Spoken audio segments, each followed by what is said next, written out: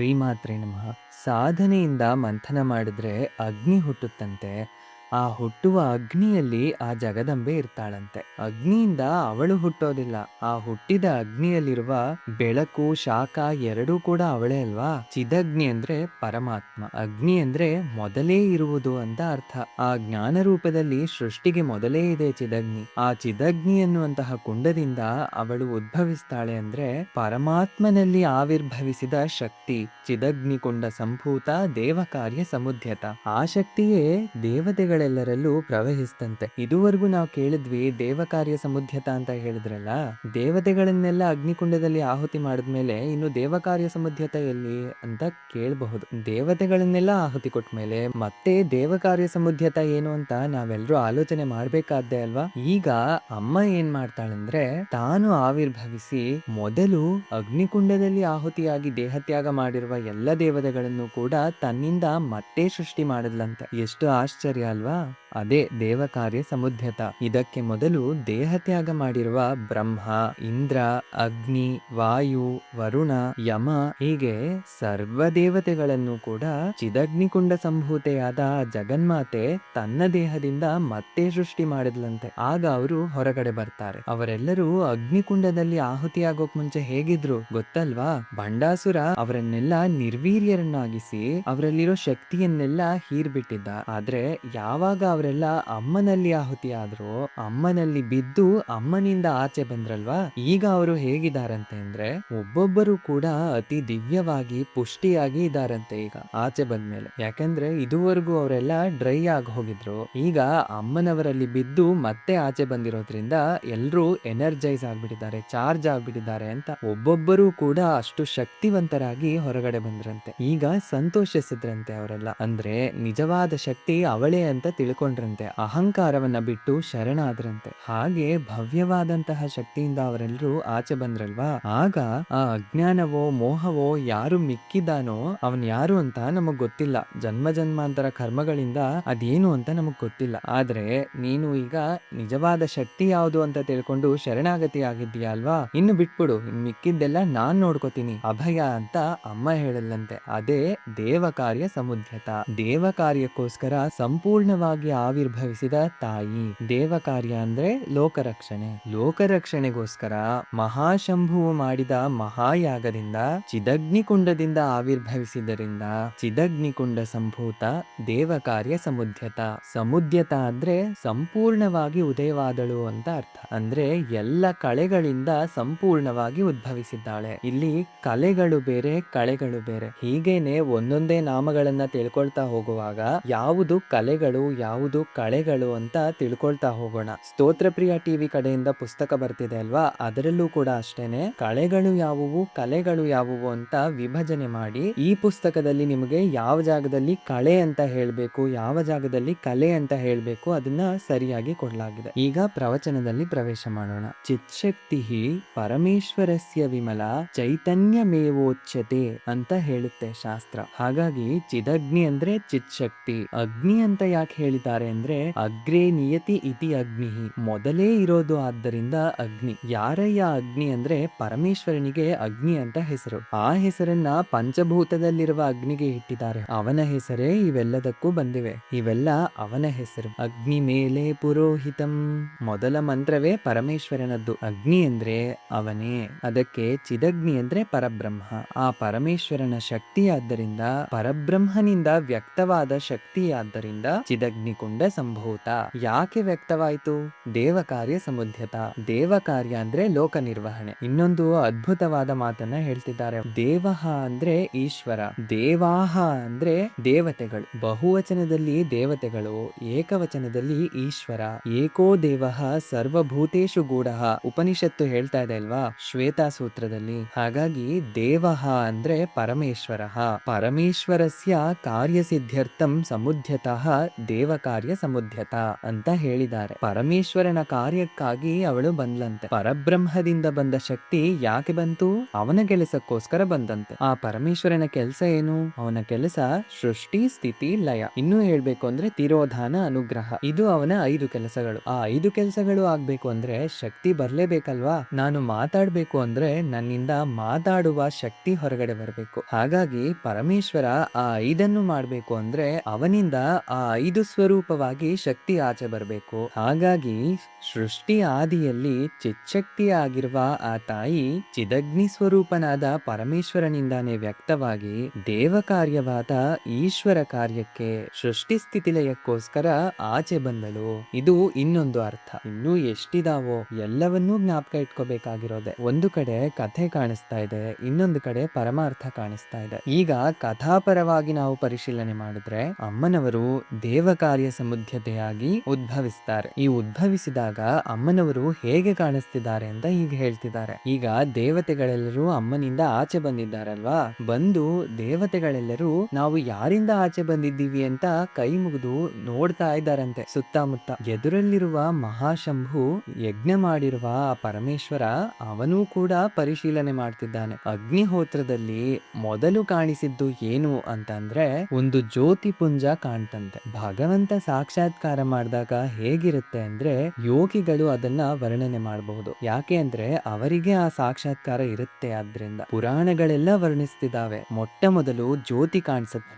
ಆ ಜ್ಯೋತಿ ಕ್ರಮಕ್ರಮವಾಗಿ ಒಂದು ರೂಪವನ್ನ ಸ್ವೀಕರಿಸುತ್ತಂತೆ. ಅಂದ್ರೆ ಯಾವ ರೂಪವೂ ಇಲ್ಲದ ಪರಮಾತ್ಮ ಮೊದಲು ಕಾಂತಿ ಪುಂಜವಾಗಿ ಕಾಣಿಸಿ ಅದು ನಿರಾಕಾರ ತತ್ವಕ್ಕೆ ಸಂಕೇತ. ನಂತರ ಒಂದು ಸಾಕಾರ ರೂಪವನ್ನ ತಗೊಳುತ್ತೆ. ಮೂರ್ತ, ಅಮೂರ್ತ ಅಂತ ಬ್ರಹ್ಮಕ್ಕೆ 2 ವಿಧವಾದ ನಾಮಗಳಿದಾವೆ ಅಂತ ಶಾಸ್ತ್ರ ಹೇಳಿರುವ ಅಂಶ. ಸಹಸ್ರನಾಮದಲ್ಲೂ ಇದೆ ಅಲ್ವಾ? ಮೂರ್ತ, ಮೂರ್ತ, ನಿತ್ಯ ತೃಪ್ತ, ಮುನಿ ಮಾನಸ ಹಂಸಿಕ. ಅದಕ್ಕೆ ಅಲ್ಲಿವರೆಗೂ ಅಮೂರ್ತವಾಗಿರುವ ಪರಮಾತ್ಮ ಶಕ್ತಿ ಈಗ ಮೂರ್ತವಂತವಾಗೋಕೋಸ್ಕರ ಒಂದು ಜ್ಯೋತಿ ಪುಂಜವಾಗಿ ಕಾಣಿಸ್ತಂತೆ. ಆ ಜ್ಯೋತಿ ಪುಂಜ ಕ್ರಮವಾಗಿ ಒಂದು ರೂಪವನ್ನ ಧರಿಸುತ್ತೆ. ಆ ಜ್ಯೋತಿ ಹೇಗಿದೆಯೋ ಅಂತ ವರ್ಣಿಸ್ತಿದ್ದಾರೆ. ಈಗ ಉದ್ಯದ್ಭಾನು ಸಹಸ್ರಾಭ.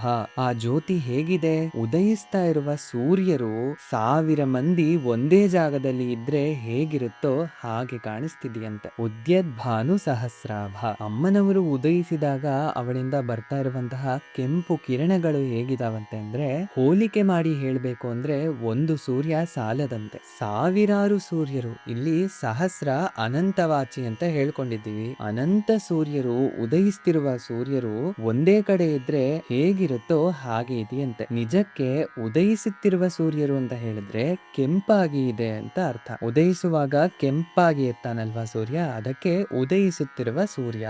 ಇದು ಪ್ರಥಮ. ಅದರಲ್ಲೂ 1000 ಸೂರ್ಯರು ಅಂತ ಹೇಳಿದ್ರೆ ಅರ್ಥ ಏನು?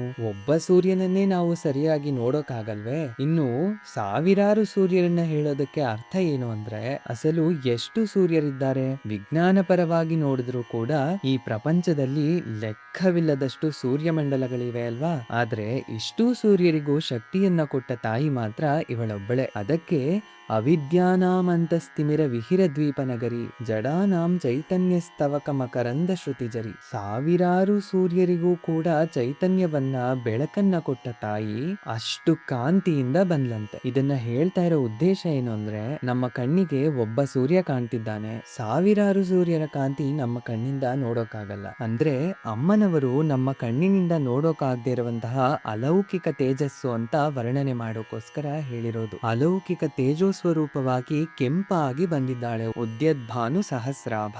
ಯಾವಾಗ್ಲೂ ಕೂಡ ಗಮನಿಸಿ, ನಾವು ಕತ್ತಲೆಯಲ್ಲಿದ್ದಾಗ ಸಡನ್ ಆಗಿ ಲೈಟ್ ಆನ್ ಮಾಡಿದ್ರೆ ಅದು ಬಲ್ಬ ಏನು ಅಂತ ನಮ್ಗೆ ಮೊದಲು ಗೊತ್ತಾಗೋದಿಲ್ಲ. ಆ ಬೆಳಕು ಮೊದಲು ಕಣ್ಣಿನಲ್ಲಿ ಛಿದ್ರವಾಗಿ ಬರುತ್ತೆ. ಕೆಲವು ಸೆಕೆಂಡ್ಗಳ ನಂತರ ನಮ್ಮ ಕಣ್ಣು ಆ ಬೆಳಕಿಗೆ ಅಭ್ಯಾಸವಾದ ಮೇಲೆ ಆ ಬಲ್ಬಿನ ಪರಿಮಾಣ ಆಗ ನಮಗೆ ಕಾಣಿಸುತ್ತೆ. ಹೌದಾ ಅಲ್ವಾ? ಹಾಗೆ ಈ ದೇವತೆಗಳಿಗೂ ಕೂಡ ಮೊದಲು ಅಮ್ಮನವರು ಬಂದ್ಮೇಲೆ ಅವಳ ರೂಪ ಯಾವುದು ಕೂಡ ಅವ್ರಿಗೆ ಕಾಣಿಸ್ಲಿಲ್ಲ. ಮೊದಲು ಬೆಳಕು ಕಾಣಿಸುತ್ತೆ. ಅದು ಹೇಗಿದೆ? ಉದ್ಯದ್ಭಾನು ಸಹಸ್ರಾಭ. ನೆಮ್ಮದಿಯಾಗಿ ಹಾಗೆ ನೋಡಿದ್ರಂತೆ. ಹಾಗೆ ನೋಡ್ತಾ ಇದ್ದಾಗ ಈಗ ರೂಪ ಕಾಣ್ತಾ ಇದೆ. ಚತುರ್ಬಾಹು ಸಮನ್ವಿತ. 4 ಕೈಗಳಿಂದ ಅಮ್ಮನವರು ಗೋಚರಿಸಿದ್ದಾರೆ. ಆ 4 ಕೈಗಳಿಂದ ಇರುವ ತಾಯಿಯನ್ನ ನಾವು ಕೂಡ ನೋಡೋಣ. ಈಗ ಕೆಂಪು ಕಾಂತಿಯ ಬೆಳಕು ಕ್ರಮಕ್ರಮವಾಗಿ ರೂಪವನ್ನ ಸ್ವೀಕರಿಸ್ತಾ ಇದೆ. ಅಮೂರ್ತವು ಮೂರ್ತವಾಯಿತು, ನಿರ್ಗುಣವು ಸಗುಣವಾಯಿತು, ನಿರಾಕಾರವು ಸಾಕಾರವಾಯಿತು. ಯಾತಕ್ಕಾಗಿ, ಯಾವುದರಿಂದ ಹೀಗಾಯ್ತು? ಆ ಜಗನ್ಮಾತೆಗೆ ದಯೆ ಬಂದು ಅನುಗ್ರಹಿಸಬೇಕು ಅಂತ ಅನ್ಕೊಂಡದ್ರಿಂದ ಸಾಕಾರ ರೂಪವಾಗಿ ಪ್ರತ್ಯಕ್ಷಳಾಗ್ತಿದ್ದಾಳೆ ಆ ತಾಯಿ. ಪೂರ್ತಿ ದೇವತೆಗಳಿಗೆ, ಪರಶಂಭುವಿಗೆ ಕೂಡ ಕಾಣಿಸ್ತಾ ಇದ್ದಾಳೆ. ಈಗ ಎದುರಿನಲ್ಲಿ ಗೋಚರವಾಗ್ತಿದ್ದಾಳೆ. ಹಾಗೆ ಚತುರ್ಬಾಹುಗಳಿಂದ ಇದ್ದಾಳಂತೆ. ಆದ್ರೆ ಚಿತ್ರವೇನಂದ್ರೆ, ಉದ್ಯದ್ಭಾನು ಸಹಸ್ರಾಭ ನಂತರ ಅಮ್ಮನವರ ಕಿರೀಟ ವರ್ಣನೆಗಾಗಿ ಕೆಲವು ನಾಮಗಳಿದಾವೆ. ಆದ್ರೆ ಮೊದಲೇ ಚತುರ್ಬಾಹು ಅಂತ ಯಾಕೆ ಹೇಳಿದ್ದಾರೆ? ಇಲ್ಲಿ ಚತುರ್ಬಾಹು ಅಂದ್ರೆ 4 ಕೈಗಳು ಅಂತ ಅರ್ಥವನ್ನ ಹೇಳೋದು ಮಾತ್ರನೇ ಅಲ್ಲ. ಚತುರ್ಬಾಹು ಅಂದ್ರೆ ಚತುರಸ್ರ ಅಂದ್ರೆ ಸ್ಕ್ವೇರ್. ಇಲ್ಲಿ ಅದೇ ಅರ್ಥ. ನಾವು ಲಲಿತೋಪಾಖ್ಯಾನದ ಅರ್ಥದಿಂದ ನೋಡೋಣ. ಮೊದಲು ಕಾಂತಿಪುಂಜ ಕಾಣಿಸ್ತಲ್ವಾ? ಈಗ ಆ ಕಾಂತಿಪುಂಜದಲ್ಲಿ ಒಂದು ಚತುರಸ್ರ ಕಾಣಿಸ್ತಂತೆ. ಆ ಚತುರಸ್ರವನ್ನ ನೋಡ್ತಿದ್ದಾರೆ. ಚತುರಸ್ರಂ ಅಂತ ಹೇಳ್ತಿದ್ದ ಹಾಗೆ ತ್ರೈಲೋಕ್ಯ ಮೋಹನ ಚಕ್ರ, ಶ್ರೀಚಕ್ರದಲ್ಲಿ ನಮಗೆ ಕಾಣಿಸೋ ಪ್ರಥಮ ಆವರಣ ಚತುರಸ್ರ. ಅದರ ಒಳಗಿನ ಆವರಣಗಳೆಲ್ಲ ಹೋಗ್ತಾ ಹೋಗ್ತಾ ಮಧ್ಯದಲ್ಲಿ ಬಿಂದು ಇರುತ್ತೆ. ಹಾಗಾಗಿ ಚತುರಸ್ರದಿಂದ ಕೂಡಿದ ಶ್ರೀಚಕ್ರ ಅಲ್ಲಿ ಗೋಚರಿಸ್ತಾ ಇದೆ. ಇದು ಅರ್ಥ. ಚತುರ್ಬಾಹು ಸಮನ್ವಿತ ಅಂತ ಅಂದ್ರೆ ಶ್ರೀಚಕ್ರ ಸ್ವರೂಪಿಣಿ, ಇದು ಅರ್ಥ. ಶ್ರೀಚಕ್ರದ ಅವಗಾಹನ ಇದೆ ಅಲ್ವಾ? ಬಿಂದುವಿಂದ ನವಾವರಣದಲ್ಲಿ ಕೊನೆಯತ್ತು ತ್ರೈಲೋಕ್ಯ ಮೋಹನ ಚಕ್ರ. ಆರಾಧನೆಯ ಕ್ರಮದಲ್ಲಿ ನೋಡಿದ್ರೆ ಮೊದಲು ಚತುರಸ್ರದಿಂದಾನೇ ಶುರು ಮಾಡ್ತೀವಿ. ಅಂದ್ರೆ ತ್ರೈಲೋಕ್ಯ ಮೋಹನ ಚಕ್ರದಿಂದ ಕೂಡಿರುವ ತಾಯಿ ಅಂತ ಹೇಳಿದ್ರೆ ಅಲ್ಲಿ ಪೂರ್ತಿ ಶ್ರೀಚಕ್ರ ಬಂತಾ ಇಲ್ವಾ? ಅಂದ್ರೆ ಚತುರ್ಬಾಹು ಅಂತ ಹೇಳಿದ್ರೆ ತ್ರೈಲೋಕ್ಯ ಮೋಹನ ಚಕ್ರ, ಸಮನ್ವಿತ ಅಂತ ಹೇಳಿದ್ರೆ ಅದರ ಜೊತೆಗೆ ಕೂಡಿದ ಮಿಕ್ಕ 8 ಆವರಣಗಳು ಅಂತ ಅರ್ಥ. ನವಾವರಣ ಶ್ರೀಚಕ್ರವು ಅಗ್ನಿಕುಂಡದಿಂದ ಗೋಚರವಾಯಿತು, ಇದು ಅರ್ಥ. ಅದಕ್ಕೆ 4 ಕೈಗಳ ತಾಯಿ ಅಂತ ಹೇಳೋದು ಮಾತ್ರವೇ ಅಲ್ಲ, ನವಾವರಣ ಶ್ರೀಚಕ್ರ ಗೋಚರವಾಯಿತು ಮೊಟ್ಟ ಮೊದಲು. ಅಂದ್ರೆ ದೇವತಾ ರೂಪ ಹೇಗೆ ಆವಿಷ್ಕಾರವಾಗ್ತಾ ಇದೆಯೋ ಜಾಗ್ರತೆಯಿಂದ ಗಮನಿಸಿ, ಧ್ಯಾನ ದೃಷ್ಟಿಯಿಂದ ಕೇಳಿ. ಮೊದಲು ಕಾಂತಿಪುಂಜ, ಕಾಂತಿಪುಂಜ ಶ್ರೀಚಕ್ರವಾಯಿತು. ಶ್ರೀಚಕ್ರದಿಂದ ಈಗ ಅಮ್ಮನವರ ರೂಪ ಬರ್ತಿದೆ. ದೇವತಾ ಆಕೃತಿ ಹೇಗೆ ಬರ್ತಿದೆ ಅಂದ್ರೆ, ಮೊದಲು ಅಮ್ಮನವರ ಜ್ಯೋತಿ, ನಂತರ ಯಂತ್ರ, ಅದರ ನಂತರ ವಿಗ್ರಹ. ವಿಗ್ರಹಕ್ಕೂ ಆ ಜ್ಯೋತಿ ಪುಂಜಕ್ಕೂ ಮಧ್ಯದಲ್ಲಿ ಯಂತ್ರ ಇರುತ್ತಂತೆ. ಅದಕ್ಕೆ ವಿಗ್ರಹಕ್ಕಿಂತ ಯಂತ್ರ ದೊಡ್ಡದು, ಆ ಯಂತ್ರಕ್ಕಿಂತ ಜ್ಯೋತಿ ದೊಡ್ಡದು. ಇದನ್ನ ನಾವಿಲ್ಲಿ ತಿಳ್ಕೋಬೇಕು. ವಿಗ್ರಹದಲ್ಲಿ ಯಂತ್ರವೂ ಜ್ಯೋತಿಯು ಎರಡೂ ಇರುತ್ತೆ. ಇದೊಂದು ದೊಡ್ಡ ರಹಸ್ಯ. ಅಮ್ಮನವರ ರೂಪ ಸ್ವೀಕಾರಕ್ಕೆ ಮೊದಲು ಜ್ಯೋತಿಪುಂಜ, ಉದ್ಯದ್ಭಾನು ಸಹಸ್ರಾಭ, ಯಂತ್ರ ರೂಪ, ಚತುರ್ಬಾಹು ಸಮನ್ವಿತ. ಮುಂದಿನ ವಿಡಿಯೋದಲ್ಲಿ ಆ 4 ಕೈಗಳಲ್ಲಿ ಏನನ್ನ ಹಿಡ್ಕೊಂಡಿದ್ದಾಳೆ ಅಂತ ನೋಡೋಣ. ಇನ್ನು ಸ್ತೋತ್ರಪ್ರಿಯ ಚಾನೆಲ್ನ ಸಬ್ಸ್ಕ್ರೈಬರ್ಸ್ಗಳಿಗೆ ಯಾರು ಇದುವರೆಗೂ ಲಲಿತಾ ಸಹಸ್ರನಾಮದ ತಪ್ಪಿಲ್ಲದ ಪಠ್ಯದ ಪುಸ್ತಕಕ್ಕೋಸ್ಕರ ಕಾಯ್ತಿದ್ದೀರೋ ಅವ್ರಿಗೆಲ್ಲ ಒಂದು ಮುಖ್ಯವಾದ ಸೂಚನೆ. ಯಾವುದೇ ಆದ್ರೂ ಒಂದು ಒಳ್ಳೆ ಕೆಲಸ ನಡಿಬೇಕು ಅಂದ್ರೆ ಕಠಿಣವಾದ ಪರೀಕ್ಷೆಗಳಿಂದ ಹೋಗ್ಲೇಬೇಕಲ್ವಾ? ಮನುಷ್ಯರಾದ ನಾವು ಏನನ್ನಾದ್ರೂ ಅನ್ಕೋಬಹುದು, ಆದ್ರೆ ಸತ್ಯ ಸಂಕಲ್ಪ ಸ್ವರೂಪಿಣಿ ಆ ಕಾಮಾಕ್ಷಿನೇ ಸರಿಯಾದ ಸಮಯವನ್ನ ನಿರ್ಧರಿಸಬೇಕು. ಹಾಗಾಗಿ ನನಗೆ ಇಷ್ಟು ದಿನದಲ್ಲಿ ಅರ್ಥವಾಗಿರೋದೇನೆಂದ್ರೆ, ಜಗದಂಬೆ ಯಾವುದೋ ಒಂದು ಸರಿಯಾದ ಸಮಯಕ್ಕೆ ಕಾಯ್ತಿದ್ದಾಳೆ. ನನಗ್ ಗೊತ್ತು, ಇದುವರೆಗೂ ತುಂಬಾ ಜನ ಮೆಸೇಜ್ ಮಾಡ್ತಾನೆ ಇದ್ದೀರಾ, ಪುಸ್ತಕ ಅತಿ ಶೀಘ್ರವಾಗಿ ಬೇಕು ಅಂತ ಎಲ್ರೂ ಕೂಡ ಕಾಯ್ತಿದ್ದೀರಾ. ನಾನು ಮನುಷ್ಯನಾಗಿ ನನ್ನ ಪ್ರಯತ್ನವನ್ನ ನಾನು ಮಾಡ್ತಿದ್ದೀನಿ. ಆ ಜಗನ್ಮಾತೆ ಈ ಪುಸ್ತಕದ ಬಗ್ಗೆ ಎಷ್ಟು ಜಾಗೃತಿ ವಹಿಸ್ತಿದ್ದಾಳೆ ಅಂದ್ರೆ, ನನಗೆ ಈಗ ಗೊತ್ತಾಗಿರೋ ಪ್ರಕಾರ ಯಾವುದೋ ಒಂದು ಸರಿಯಾದ ಸಮಯಕ್ಕೋಸ್ಕರ ಕಾಯ್ತಿದ್ದಾಳೆ. ಇನ್ನು ಕೆಲವೇ ದಿನಗಳಲ್ಲಿ ಅಂತಾನೂ ಗೊತ್ತಾಗ್ತಾ ಇದೆ. ಇದನ್ನೆಲ್ಲ ನಾನು ಹೇಗೆ ಹೇಳ್ತಿದ್ದೀನಿ ಅಂದ್ರೆ, ಪ್ರಶ್ನಾಶಾಸ್ತ್ರದ ಪ್ರಕಾರ ಅಮ್ಮನವರೇ ನುಡಿದಿರೋದು ಇದು. ಹಾಗಾಗಿ ಇನ್ನು ಕೆಲವೇ ದಿನಗಳಲ್ಲಿ ಯಾವುದೋ ಒಂದು ಸತ್ಕಾರ್ಯಕ್ಕೋಸ್ಕರ ಕಾಯ್ತಿದ್ದಾಳೆ. ಆ ಒಂದು ಕಾರ್ಯ ಆದ ನಂತರ ಈ ಪುಸ್ತಕವನ್ನ ಬಿಡುಗಡೆ ಮಾಡೋಕೆ ಅವಳೇ ಹೇಳ್ತಾಳೆ. ದಯವಿಟ್ಟು ಎಲ್ಲರೂ ಕಾಯಿರಿ, ಯಾರಿಗೂ ಯಾವುದೇ ರೀತಿಯ ಗೊಂದಲ ಬೇಡ. ಅಮ್ಮ ಯಾವಾಗ ಅನುಮತಿಯನ್ನ ಕೊಡ್ತಾಳೋ ಆಗ ಎಲ್ರಿಗೂ ಪುಸ್ತಕವನ್ನ ತಲುಪಿಸ್ತೀವಿ. ದಯವಿಟ್ಟು ನೀವು ಕೂಡ ಇದನ್ನ ಅಮ್ಮನವರ ಅನುಗ್ರಹ ಅಂತಾನೆ ಭಾವಿಸಿ, ಯಾವುದೋ ಒಂದು ಸತ್ಸಂಕಲ್ಪಕ್ಕೋಸ್ಕರ ಸರಿಯಾದ ಸಮಯಕ್ಕಾಗಿ ಕಾಯ್ತಿದ್ದಾಳೆ ಅಂತ ಅನ್ಕೊಳ್ಳೋಣ. ಇದೇ ಅಮ್ಮನವರು ಕೂಡ ಹೇಳಿರೋದು ಪ್ರಶ್ನಾಶಾಸ್ತ್ರದ ಪ್ರಕಾರ. ಎಲ್ಲವನ್ನು ಬಹಿರಂಗವಾಗಿ ವಿವರಣೆ ಮಾಡೋಕ್ ಆಗೋದಿಲ್ಲ, ಅದಕ್ಕಾಗಿ ನಾನು ಸೂಕ್ಷ್ಮವಾಗಿ ಹೇಳ್ತಿದ್ದೀನಿ. ಇಲ್ಲಿ ನಾವು ಮುಖ್ಯವಾಗಿ ಅರ್ಥ ಮಾಡ್ಕೋಬೇಕಾಗಿರೋದೇನೆಂದ್ರೆ, ಅಮ್ಮನವರು ಅನುಗ್ರಹ ಮಾಡಿದಾಗ, ಅನುಮತಿ ಕೊಟ್ಟಾಗ ಎಲ್ಲರಿಗೂ ಪುಸ್ತಕವನ್ನ ತಲುಪಿಸಲಾಗುತ್ತೆ. ಇದಿಷ್ಟನ್ನ ನಾವು ಇಲ್ಲಿ ಸ್ವೀಕರಿಸೋಣ. ಬೇರೆ ಇನ್ಯಾವುದೇ ರೀತಿಯ ಗೊಂದಲಗಳು ಬೇಡ. ಇದು ನನ್ನ ಮನವಿ. ಎಲ್ಲರಿಗೂ ನಮಸ್ಕಾರ. ಶ್ರೀಮಾತ್ರೆ ನಮಃ.